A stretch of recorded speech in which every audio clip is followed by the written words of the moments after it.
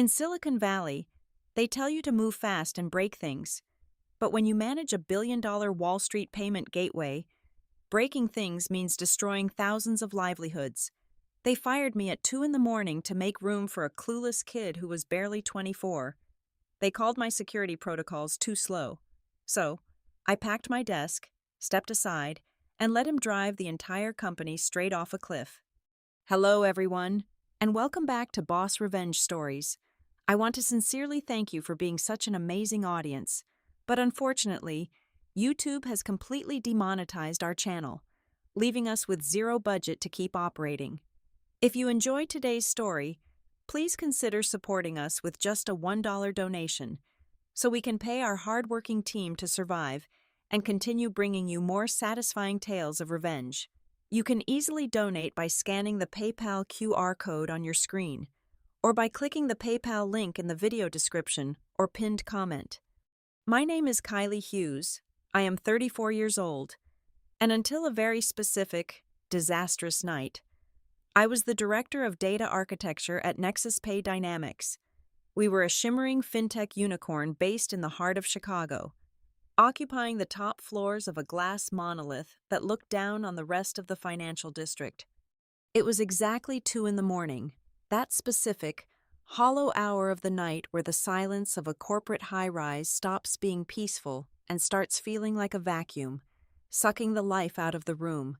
Outside the floor-to-ceiling windows, the city was a dark, quiet grid. Inside, the air conditioning hummed a steady, monotonous tune.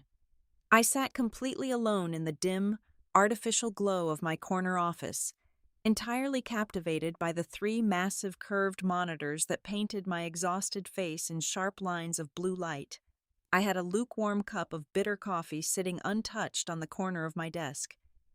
My fingers danced across the mechanical keyboard as I manually scrubbed through millions of lines of dense, uncompromising code. Tomorrow morning was the launch of Aegis. Aegis was not just another flashy financial app with a neat user interface. It was a behemoth. It was a super payment gateway specifically engineered to process an astonishing 10,000 transactions every single second. But more importantly to me, it was my life's work. I had sacrificed 6 years of my youth, countless weekends, and nearly every personal relationship I had to build this digital fortress. I had personally designed and programmed its core, a highly complex anti-money laundering filter designed to keep the world's most dangerous financial predators securely locked out of our ecosystem. The heavy glass door to my office did not just open. It was violently shoved outward with an obnoxious, rattling thud. I did not even have to turn my chair around to know exactly who had decided to grace me with his presence. The suffocating, heavy wave of a $500 designer cologne announced his arrival long before his polished Italian leather shoes hit my hardwood floor. It was Trent Sterling, our vice president of strategy. He was a man who wore a perfectly tailored Tom Ford suit at 2 in the morning just to remind his subordinates that he could afford it. Trent was the absolute epitome of useless, parasitic corporate upper management. He was the kind of executive who could not write a simple script if his life depended on it. Yet he genuinely believed that throwing empty, meaningless buzzwords at a complex server architecture would somehow magically optimize it. "We have a massive problem, Kylie," Trent announced loudly, pacing behind my ergonomic chair like a caged, arrogant peacock. The final simulation reports just came across my desk. The gateway is dragging. It is way too slow. I stopped typing. I closed my eyes for a brief moment, rubbing my burning eyelids and fighting the overwhelming urge to scream. I took a slow, deep breath. "It is not dragging. Trent," I explained, keeping my voice rigidly calm and professional, despite the bone-deep exhaustion setting in. "The system is operating exactly within the strict parameters we established.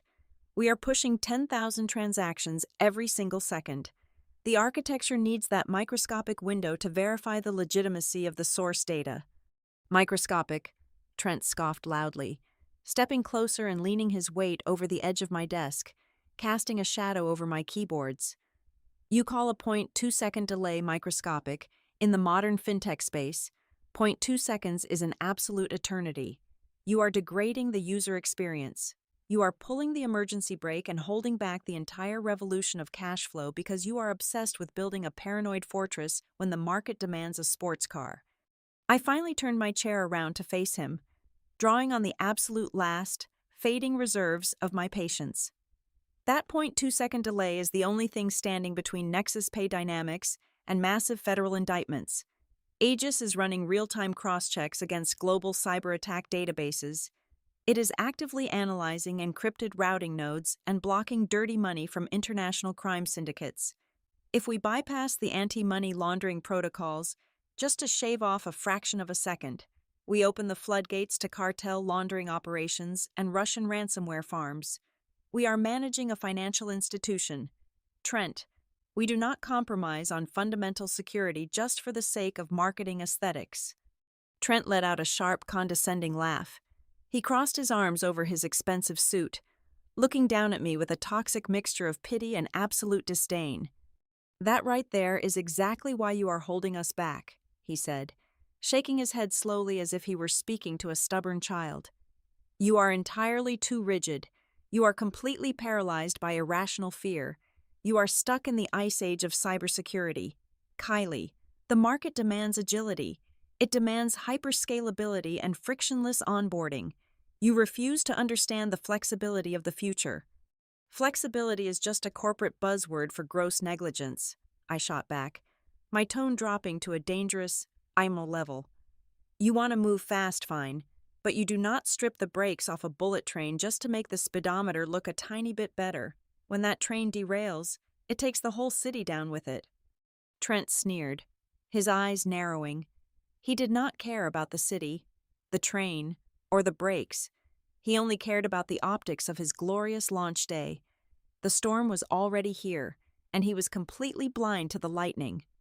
Trent's expression shifted, the thin veneer of frustration melting into a cold, practiced corporate mask.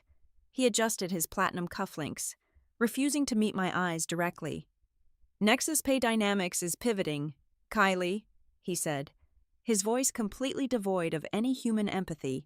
We are transitioning into a phase of hypergrowth. We need leadership that aligns with our aggressive, forward-thinking roadmap. Unfortunately, it has become abundantly clear over the past 48 hours that you are no longer a culture fit. You lack the disruptive mindset required to take us to the next level. I stared at him, the sheer audacity of the statement temporarily overriding the burning exhaustion behind my eyes. I was being fired, not for incompetence, not for a breach of contract, not for failing a single audit, but because I stubbornly refused to build a fragile, dangerous system just to satisfy a marketing quota. Effective immediately. Your employment here is terminated, Trent continued, his tone as casual and flat, as if he were ordering a second latte at a drive-thru. I have already arranged for an immediate transition of power to ensure tomorrow's launch goes exactly as I envisioned. He snapped his fingers, looking toward the open doorway. Come on in, Chase.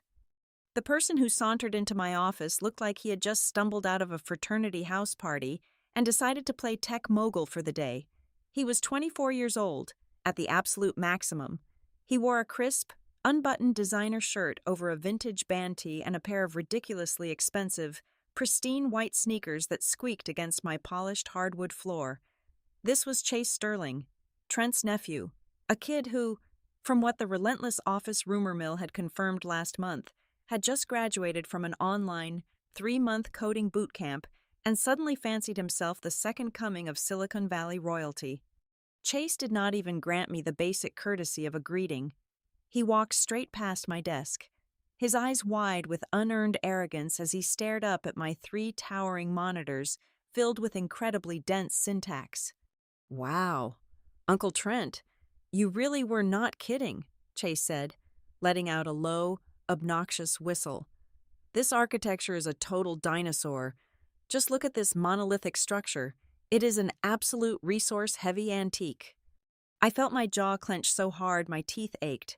6 years of meticulously crafted, mathematically flawless, and award-winning data architecture was being casually dismissed by a kid who probably had to search online forums just to figure out how to center a text box on a basic landing page.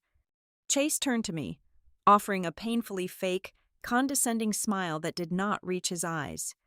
No offense to you, Kylie, you really did okay for the Web 2.0 era, but we are rapidly moving into Web 3 now.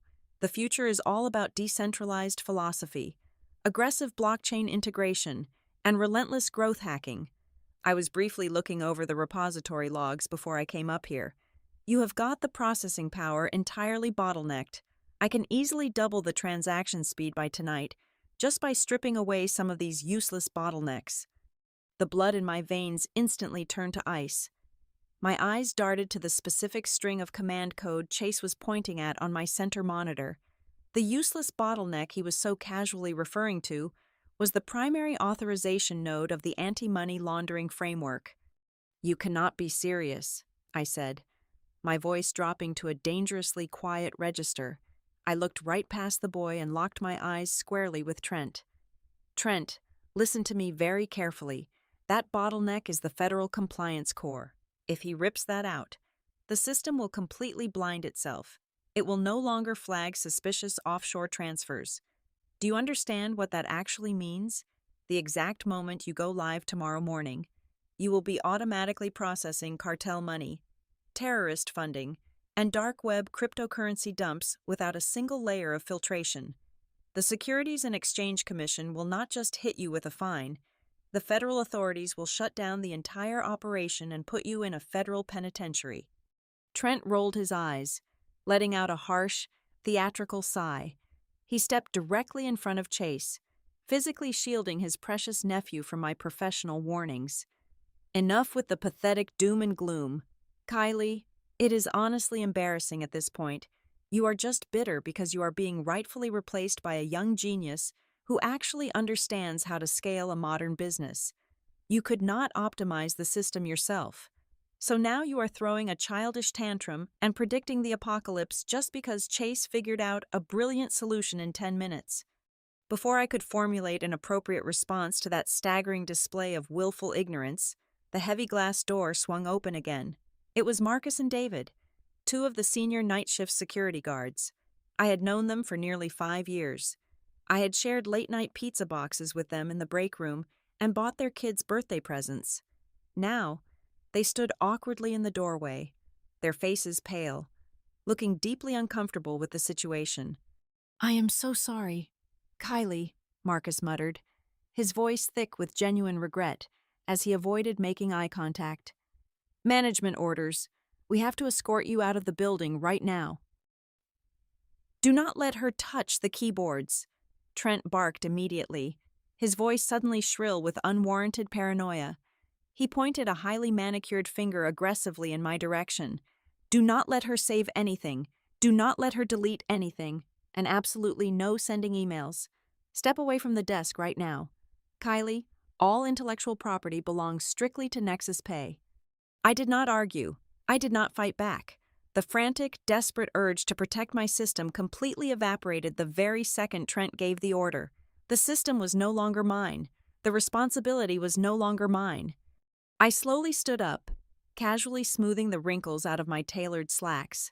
I reached down, picked up my leather tote bag from the floor, and slung it gracefully over my shoulder. I looked at Chase. The boy had already slid his expensive sneakers under my desk and was practically vibrating with excitement. He hovered his soft, uncalloused fingers over my mechanical keyboard, wildly eager to tear down the very walls that kept the digital monsters out. They wanted to move fast. They wanted to break things. Who was I to stand in the way of their glorious progress? I did not offer them a single tear, a desperate plea, or one more warning. I looked at Trent, then at Chase, and I simply smirked. It was the kind of cold, terrifyingly knowing smirk that only naturally forms when you realize your most arrogant enemies have just happily handed you the detonator to their own explosive device. I turned on my heel and confidently walked out of the glass office, the silent, heavy gaze of the security guards following me as I left the nepotism to rot in its own absolute stupidity. The chill of the Chicago night air hit my face the moment I stepped out of the glass lobby, but I did not shiver. I felt an overwhelming sense of clarity. Most people who get unceremoniously fired at 2 in the morning would hail a cab, go straight home, and drown their miseries in a cheap bottle of wine while frantically updating their resume. I was not most people. I did not shed a single tear, and I certainly did not head home. Instead, I simply crossed the empty, echoing street. Directly opposite the monolithic headquarters of Nexus Pay Dynamics was a small, unassuming 24/7 diner and coffee shop.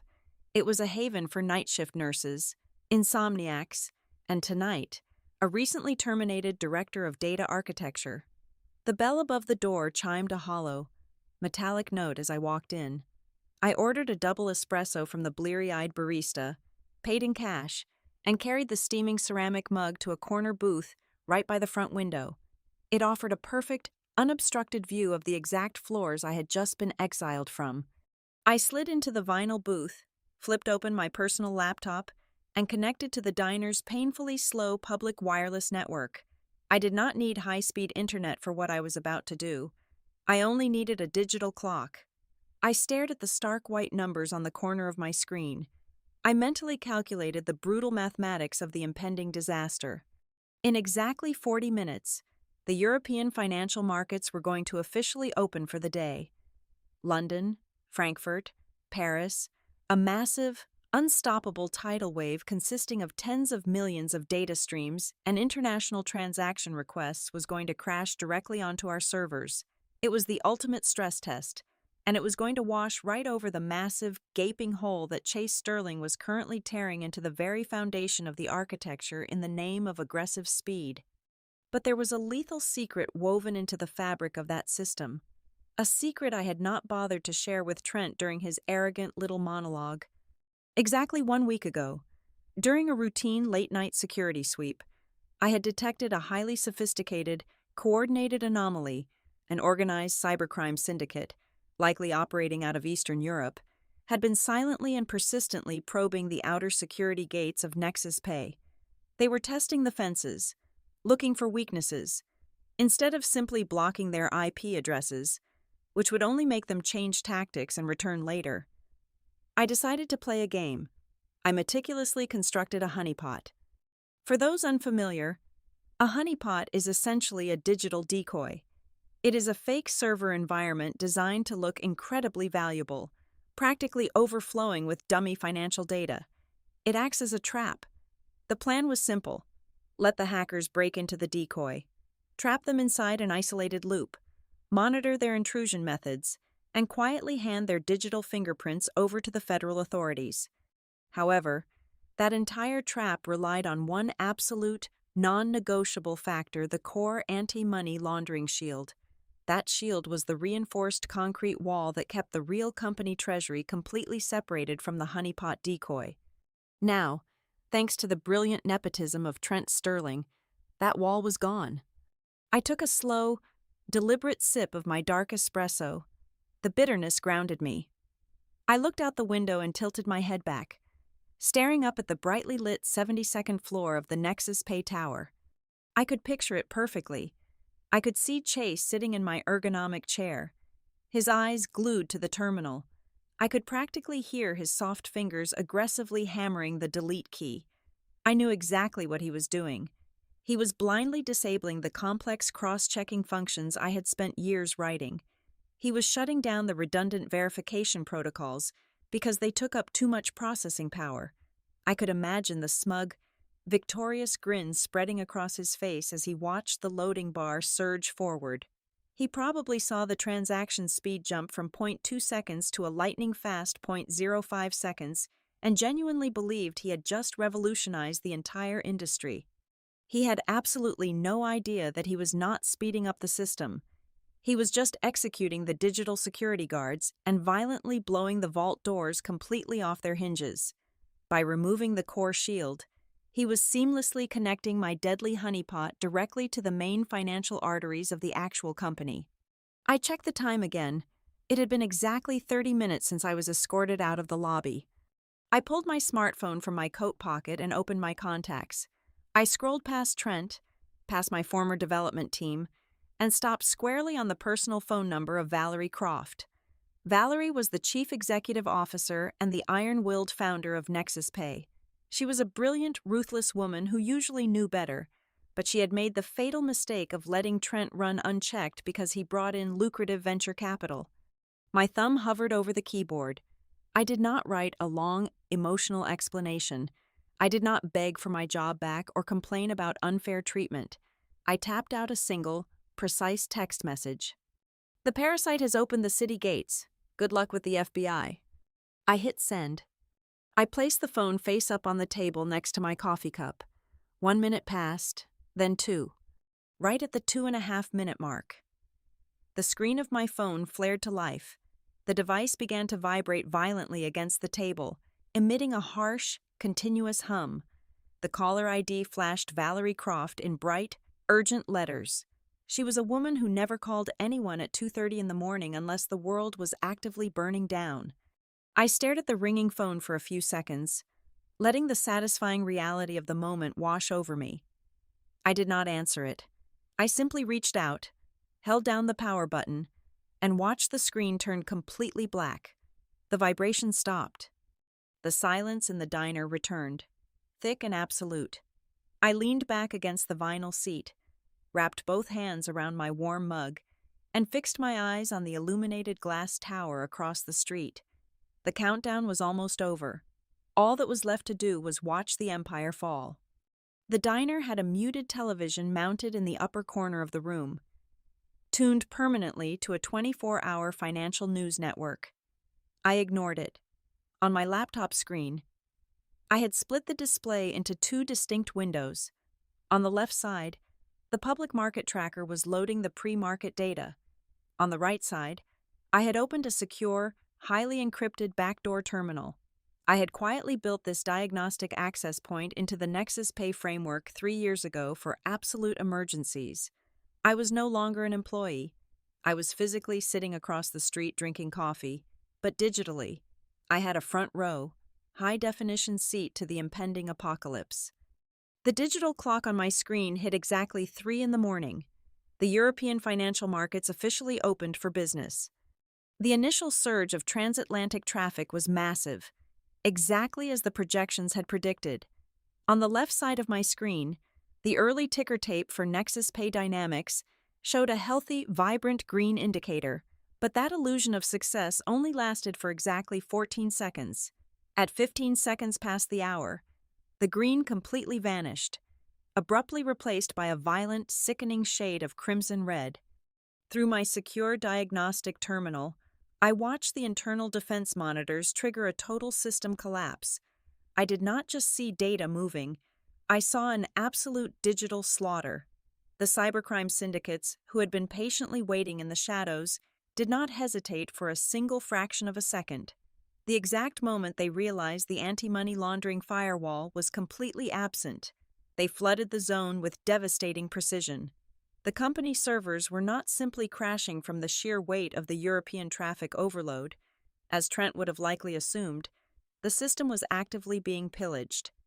They were using a brilliant strategy. They routed millions of meaningless dummy data packets to overwhelm our primary processors, completely blinding the internal monitoring software. While the system choked on the fake traffic, they silently slipped massive, automated withdrawal scripts through the gaping hole Chase had so proudly dug. I watched the financial numbers on my terminal spin completely out of control.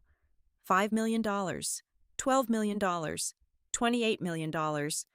The money was being violently sucked out of the corporate liquidity reserves and fractured into tens of thousands of untraceable ghost accounts scattered across the globe. The capital was moving at the absolute speed of light, vanishing into the digital ether. I tapped a few keys, accessing the silent, grainy security camera feeds for the 72nd floor of the Nexus Pay Tower. The visual was pure, unadulterated chaos. The soft, ambient blue lighting of the development floor had been entirely overridden by the automated emergency protocols. The entire floor was now bathed in harsh, flashing red warning strobes. I could not hear the physical alarm sirens, but I knew they were deafening because I watched the night shift engineering team covering their ears. scrambling wildly out of their cubicles like terrified ants escaping a flooded colony. Right in the dead center of the madness was Chase. The arrogant 24-year-old growth hacker was no longer bragging about his brilliant blockchain philosophy or his superior optimization skills. He was completely broken. He was slumped forward over my desk, his face physically buried in his hands, his shoulders heaving violently as he openly sobbed. He was crying visible tears in front of the entire department. I watched him suddenly jerk his head up and frantically mash the keys on my mechanical keyboard. But it was entirely useless. The hackers had not just taken the money, they had executed a total hostile takeover of the root directory. They had completely stripped him of his administrative privileges and locked him out of the mainframe. His monitor was just a solid wall of access-denied prompts. He was nothing more than a helpless, weeping passenger in a crashing airplane he had personally unbuckled. Standing just a few feet away, Trent Sterling looked like a man who had just stared directly into the eyes of a ghost. The arrogant, untouchable aura was completely gone. The blood had entirely drained from his face, leaving his skin a pale, sickly gray. He was sweating profusely, his expensive Tom Ford suit now a wrinkled, damp mess, clinging to his shoulders. He was pacing frantically around the edge of the development pit, waving his arms and screaming at the top of his lungs. He was desperately ordering the senior engineers, the exact same engineers he had just proudly liberated from my strict security protocols, to jump in and fix the breach. He demanded they write an emergency patch, physically unplug the server racks, do absolutely anything to stop the endless bleeding. But nobody moved. The engineers just stood there, paralyzed, staring in absolute horror at the cascading failure scrolling across the main projection wall. They were not cowards. They were simply intelligent. They took one look at the mangled, butchered remains of the core architecture Chase had recklessly torn apart, and they collectively realized that touching that radioactive mess would be instant professional suicide. There was no stable structure left to patch. It was just a hollowed-out shell hemorrhaging digital currency. Then, the heavy glass doors to the development floor flew open with enough violent force to visibly rattle the thick hinges. Valerie Croft marched into the room. She moved like a Category 5 hurricane wrapped in a dark, tailored trench coat. She had clearly been dragged directly out of her bed, her hair pulled back into a messy knot, but her eyes were wide awake and filled with a terrifying, homicidal rage. She did not yell. She did not flail her arms or panic. The sheer gravity of her presence instantly silenced the room, cutting through the chaos like a knife. She walked straight past the trembling engineers, completely ignoring Trent, and stopped directly in front of the massive central monitor displaying the total estimated financial losses. The number aggressively ticking upward on the screen was catastrophic. It was rapidly approaching $80 million, but Valerie was a ruthless, seasoned veteran of the global financial industry. She knew exactly what that massive number truly represented. It was not just lost venture capital or a bad quarterly earnings report. It was a massive, undeniable breach of strict federal compliance. It was international money laundering happening on a monumental scale, occurring under her direct supervision. She knew the Securities and Exchange Commission would not just slap them with a heavy fine. The federal authorities would tear the entire company to the ground, permanently seize all corporate and personal assets, and hand out decades in a federal penitentiary to the executive board. Valerie slowly turned her back to the horrifying numbers on the screen.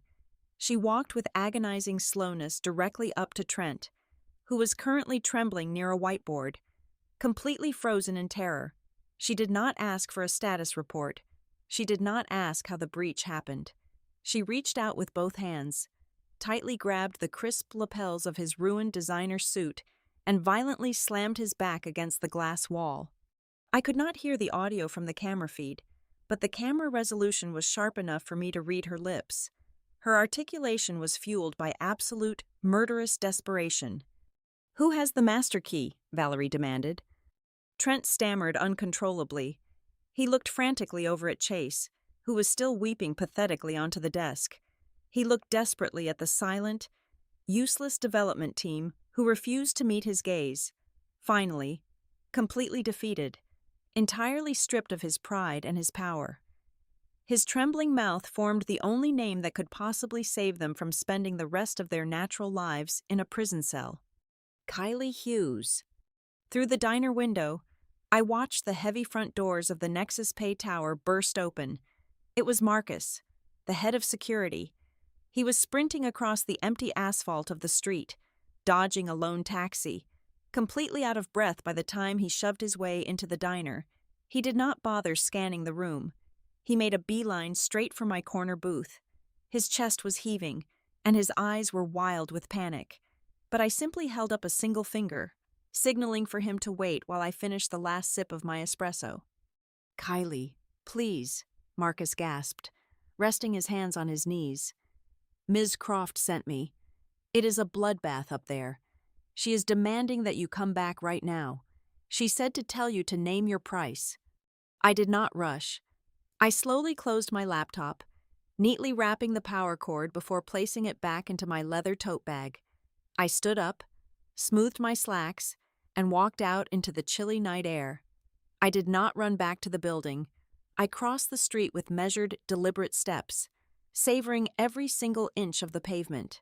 Less than an hour ago, I was escorted out like a criminal. Now, I was returning exactly like a conquering queen walking through a freshly subdued province. The elevator ride up to the 72nd floor was dead silent. When the silver doors parted, the development floor was a chaotic symphony of flashing red lights and absolute despair. But I bypassed the cubicles entirely. I walked straight into the main executive glass conference room. The air inside that room was so thick with fear you could practically choke on it. Valerie Croft was pacing like a caged tiger. Chase was sitting at the massive mahogany table, his face buried in his arms, his pathetic sniffling the only sound cutting through the tension. Trent stood in the far corner, looking completely hollowed out, staring blankly at the floor. The moment I stepped through the door, all three of them froze. Valerie rushed toward me, her usual polished composure entirely shattered. "Kylie, thank God," she breathed, her voice trembling. "The entire gateway is hemorrhaging capital. We are getting slaughtered. I will double your previous salary right this second. I will personally write you a check for emotional distress compensation. I will give you anything you want. Just please, sit down at a terminal and stop the bleeding." I did not move toward a terminal. I remained standing near the doorway, my posture perfectly straight. I reached into my bag, pulled out a small yellow sticky note, and clicked my pen. "You do not seem to understand the reality of the situation." "Valerie," I said, my voice eerily calm against the backdrop of the flashing alarms. "This is not some random system glitch. This is not a random bug we can just patch. The money is not leaking because of a coding error. It is pouring out because your vice president of strategy let a completely unqualified child rip out the primary security architecture." I turned my gaze toward Chase, who flinched as if I had struck him. I spoke loudly enough for the entire development floor outside the glass walls to hear. "He deliberately disabled the suspicious transaction isolation protocols," I explained, dripping with absolute contempt. "What he did tonight was the exact equivalent of walking up to a federal bank, entirely unbolting the heavy titanium vault door, and handing that door directly to a gang of armed robbers, simply because he wanted to reduce the amount of time the customers had to wait to get inside. It is not an accident. It is staggering. Weaponized incompetence." Valerie whipped her head around to glare at Trent, her eyes radiating pure hatred. Trent shrank back against the glass, utterly unable to defend his nephew's catastrophic stupidity. I clicked my pen again and placed the yellow sticky note flat on the mahogany table. "I am not coming back for my old job, and I am certainly not coming back for double my salary." I stated clearly, "These are my terms, and they are completely non-negotiable. First, Trent and Chase Sterling are officially terminated from this company tonight, effectively immediately, with absolutely zero severance packages. Second, Trent is entirely stripped of all his vested and unvested stock options. Third, I am immediately appointed as the Chief Technology Officer with absolute, unquestioned authority over all engineering and security divisions. And finally, I want 5% equity in Nexus Pay Dynamics. Trent suddenly snapped out of his terrified trance, his face flushing red with sudden, desperate outrage. "Are you out of your mind?" he yelled, pointing a shaking finger at me. 5% complete control. This is literal extortion. You are holding the entire company hostage." I did not even blink. I slowly raised my left wrist and looked at my watch. "Every single minute you stand there hesitating. Trent, this company loses another $2 million, I replied, my voice dropping to a frozen whisper. "I have no obligation to fix the disaster you created. I can easily walk right back out that door, go home, get a solid 8 hours of sleep, and wake up to watch the three of you get indicted on federal charges. The choice is yours." Valerie did not hesitate for another second. She practically lunged across the table, grabbed my pen, and signed her initials violently at the bottom of the yellow sticky note. She slammed the pen down and turned to the open doorway where Marcus and his security team were waiting.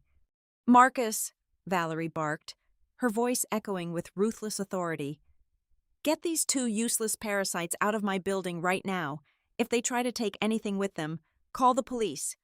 Trent opened his mouth to argue, but Marcus had already grabbed him by the shoulder of his expensive suit. Another guard hauled a weeping Chase up from his chair. I stood perfectly still, my arms crossed, and watched as the very same guards who had escorted me out an hour ago now dragged the crying Nepotism hire and his arrogant uncle out of the room, tossing them toward the elevators like garbage. The reign of the buzzwords was officially over. Now, it was time for the architect to go to work. I walked out of the glass conference room and stepped down into the main development pit. The chaotic energy of the room instantly shifted into a suffocating, breathless silence. 50 elite engineers parted like the Red Sea, allowing me to walk straight up to the master command terminal. Valerie stood right behind my shoulder, her breathing shallow and ragged. The giant projection screen on the wall was still flashing violently in red, screaming that we had lost nearly $90 million. I sat down in the command chair. I did not start frantically hammering away at the keyboard like some panicked hacker in a cheap Hollywood movie. Instead, I calmly reached into my pocket and pulled out a single, encrypted titanium flash drive. It was the only thing I had taken with me when I left earlier. I inserted it into the secure port on the master console. "What are you doing?" Valerie whispered, her voice tight with residual panic.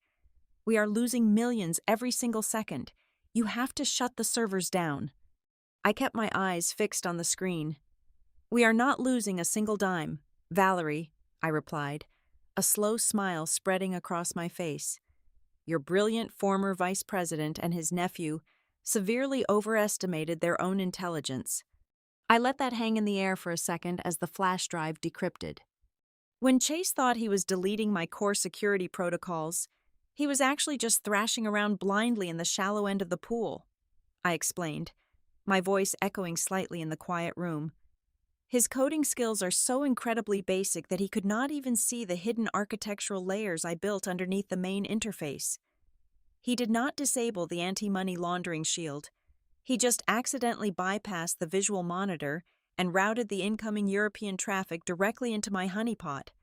Valerie let out a confused, shaky breath. "But the numbers on the screen, the money is draining out." "It is a sandbox," I said, turning my head to look her right in the eyes. "It is a completely isolated, simulated environment. The hackers out there think they have hit the absolute motherlode. They believe they are actively siphoning tens of millions of dollars out of our primary liquidity reserves. But what they are actually stealing is phantom currency. It is entirely fake money generated by a closed-loop algorithm I wrote 3 years ago. The real company treasury is perfectly safe, locked behind a firewall they do not even know exists." A collective gasp rippled through the crowd of developers standing behind me. "And it gets better," I continued, turning back to the keyboard. "Because they are so incredibly greedy, they are trying to withdraw as much fake money as possible, with every single fraudulent transaction they process inside that sandbox. My algorithm is quietly wrapping around their digital signatures. It is stripping away their proxy servers, exposing their real geographic IP addresses, and automatically packaging their bank routing data into a neat little encrypted file. And that file is currently being live-streamed directly to the Cybercrimes Division of the Federal Bureau of Investigation. I placed my fingers gently on the mechanical keys.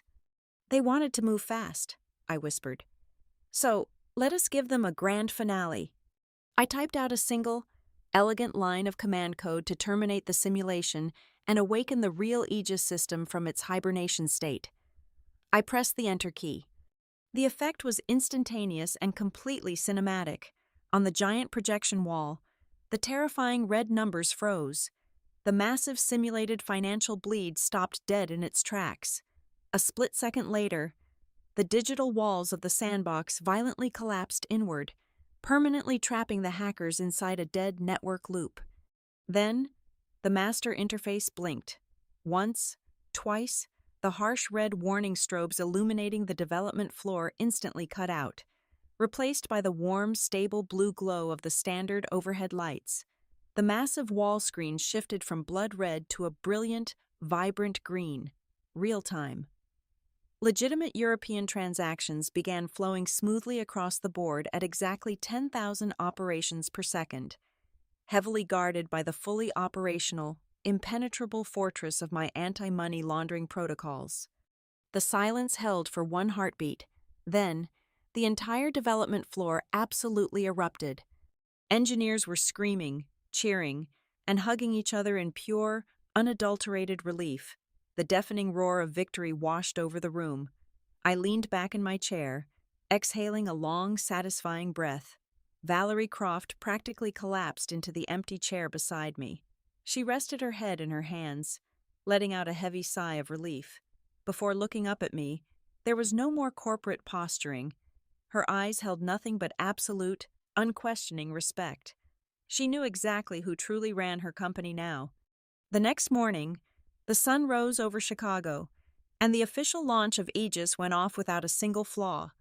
By noon, the stock price of Nexus Pay Dynamics had skyrocketed by 22%.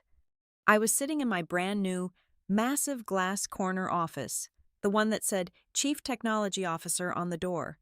I took a slow sip of a perfectly brewed, expensive espresso.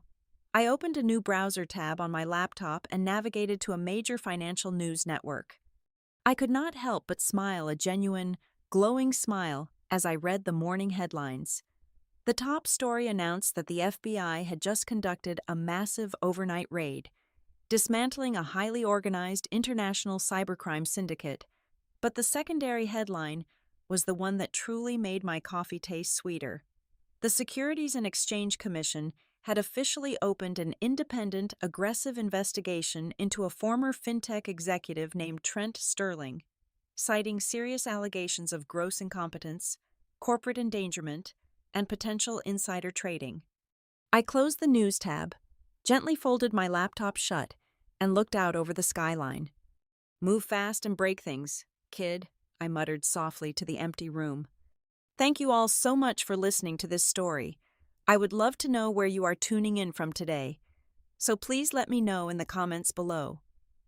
If you enjoyed this satisfying tale of corporate revenge and want to help us keep this channel alive, please consider supporting our hardworking team with just a $1 donation. It helps our staff feed their families and allows us to keep writing and producing these incredible stories for you.